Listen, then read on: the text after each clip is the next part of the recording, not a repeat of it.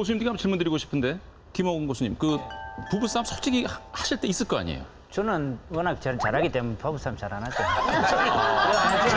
아니, 딱 한 가지 부부싸움 하는 게 뭐냐면 네. 제가 일찍 일어나잖아요. 몇 시쯤 일어나세요? 저한 3시 반에서 4시 정도 일어납니다. 근데 우리 집 사람이 좀 늦게 일어나요. 몇 시에? 5시 정도 일어나요.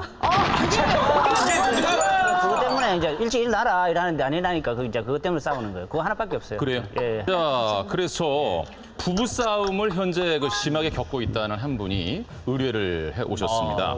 고수님들의 그 도움 말씀을 좀 듣고 싶어서 해결점을 찾고자 지금 나와 주셨는데요. 여보세요? 네, 안녕하세요. 아, 네, 안녕하세요. 네. 부부싸움 때문에 뭐 얼마나 힘드신가요? 엄청 짜요. 아, 짜다고요? 돈을 잘 안 쓰세요? 너무 아껴요. 아, 구두쇠. 그래서 잘 버리지도 못해요. 길거리 가다가도 쓸만한 물건이다 싶으면은 다 들고 와요. 온 좋은데. 집안이 마치 제가 보기에는 쓰레기장인데 자기가 보기에는 골동품집 같대요. 너무 좋대요. 아, 본인은 또 마음에 들고 대단한 수집가시고 어떻게 보면 좋게 보면 근데 이걸 제대로 뭐 수납이나 보관을 잘 못하셔서 불만 상당히 많은데 살아가는 그 삶의 방식이 좀 달라서 자꾸 부딪히게 되시는 거군요. 저랑 비슷한 거예요, 남편이. 아, 그래요? 혹시 저 사모님 아니신가요?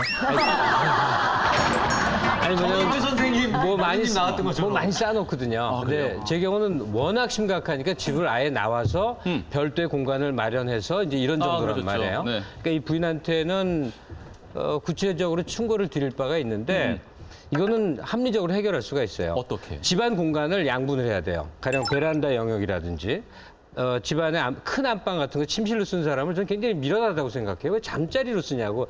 침대방은 작은 방을 쓰고 안방을 뭔가 공간으로 하는데 남편 방으로 줘버리면 돼요. 그러니까 당신의 모든 이 컬렉션 물건들 네네. 별게 다 쓰레기장이 돼도 좋아요. 거기다 다 몰아놓고 그러니까 타입을 보는 거예요. 그리고 부인의 영역은 주방서부터 거실까지라든지 뭐 이런 식으로 해서 이분을 좀 볼 수 없어요? 아, 답답해 죽겠어. 나오시게 되면 정말 좀 한마디씩 좀 거들어 주세요. 아까 네. 김덕수 고수께서 우리가 말씀하신 살려보자고. 대로. 네. 소리도 변조했는데 어떻게 남자가 네. 나왔어? 좀 심한 것 같긴 심한 것 같아요. 그렇죠. 예. 그치. 네. 자, 모시겠습니다. 나와 주십시오.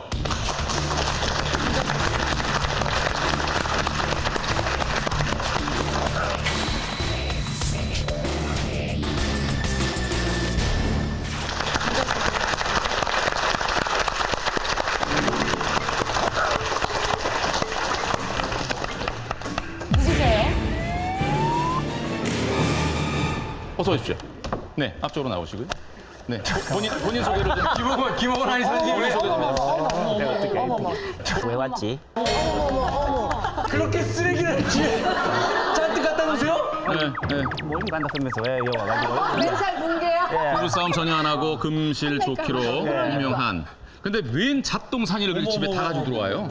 내가 원래 이게 어렵게 살아가지고 전략하고 아끼는 게 몸에 습관이 배어가지고 이게 이제 좀 정신과적으로 좀 문제가 있는가 봐요.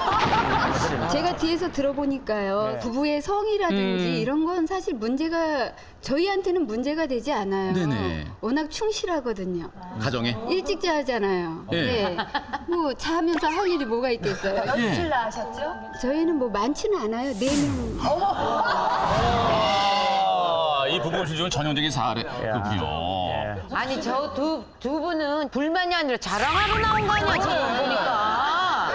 어머머. 알고 계셨던 거? 알고 표정이 놀라지도 않는 거 너무 좋아해. 약간 들으시면서 본인이라고 예상하신 거 아니에요? 예상했는 것 같아요. 약간 그런데 아니 나올 줄 몰랐지. 네. 예.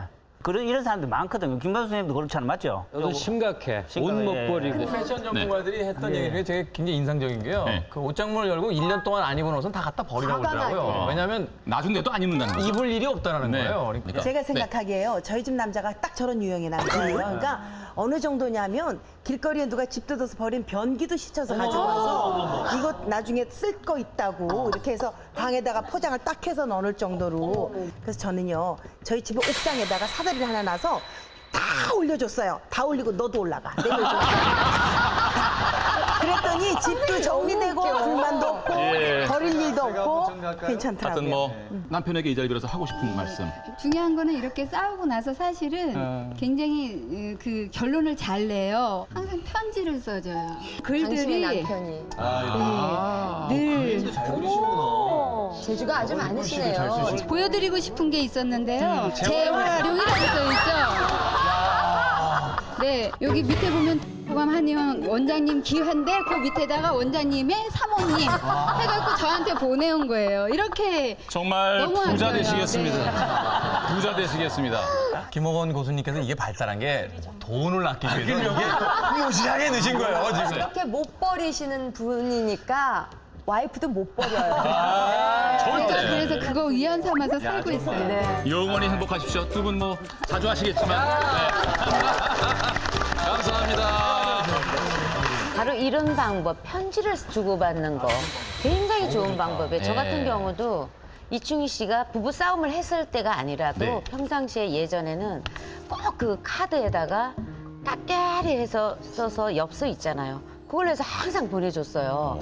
그리고 맨 끝에 영원히 너를 사랑하는 형으로부터 이걸 트레이드 마크처럼 항상 그걸 보내주면 그걸 보고 여자는 그냥 그 가슴에서 떨어져 있어도 위안을 받는 거거든요. 그리고 좀 서운한 것도 참고 인내하게 되는 거예요. 그러니까 편지가 지금은 참 많이 그 문자다 이런 거 있지만 네. 그거보다는 좀 올드하지만 참 그 부부 관계를 서로 신뢰를 하고 편지는 하기가 바라지도 않아요. 문자라도 다 채워줬으면 좋겠어요. 그래서 문자는 그래도 때론 뭐 이모티콘 오히려 하나 붙이지 않아요? 아니요, 아, 문자는 응이야? 오히려 부부 관계가 금냉이 됐을 때는 이럴 때 좋은 화해법이 아니에요. 오히려 더 서운하게 되는 맞아. 소질이 있어. 뭐야 이렇게 건방 이럴 수 있어서 차라리 그걸 모았다 편지로. 네. 아, 감사합니다. 고수의 비법 황금알 만의 부부싸움의 기술 알아보고 있는데요. 그런데 왜 이렇게 자꾸 부부는 싸움을 하게 되는 것일까요? 그래서 저희가 부부싸움을 부르는 남편들의 행동 베스트 3를 준비해봤습니다. 먼저 3위입니다. 아무 데서나 뿡뿡 이렇게 트림과 또 방귀를 남발하는 남편들의 행동이었고요. 2위는 오자마자 이불 속으로 쏙 들어가는 그런 남편들의 행동이었습니다. 아무리 피곤해도 좀 손발을 씻으셔야겠죠. 마지막으로 1위입니다. 여보 물, 여보 양말 이렇게 본인은 손가락 까딱하지 않으면서 아내만 부려먹는 남편들의 행동이었습니다. 그런데 부부싸움을 할 때 자주 쓰는 말이 있다고 합니다. 그런데 재미있는 것은 남자와 여자의 차이가 있다고 하는데요. 부부싸움을 할 때 아내들이 가장 많이 쓰는 말은 무엇이었을까요? 3위입니다. 당신이 나한테 해준 게 뭐 있어? 그리고 2위는 그래 너 잘났다. 그리고 1위는 당신네 집안 식구들은 나한테 왜 그래? 이런 답변이 나왔다고 하는데요. 아내분들은 어떻게 좀 공감하시나요? 남편들이 가장 많이 쓰는 말 베스트 3입니다. 3위는 나 원래 그런 놈이야 몰랐어? 2위는 살림을 도대체 어떻게 하길래 집안 꼴이 이 모양이야? 그리고 1위는 이러니까 내가 집에 들어오기 싫은 거야. 이런 말들이었다고 하는데요. 오늘은 상처 주는 말 대신에 사랑한다는 말 해보시면 좋겠습니다. 지금까지 김지였습니다. 오늘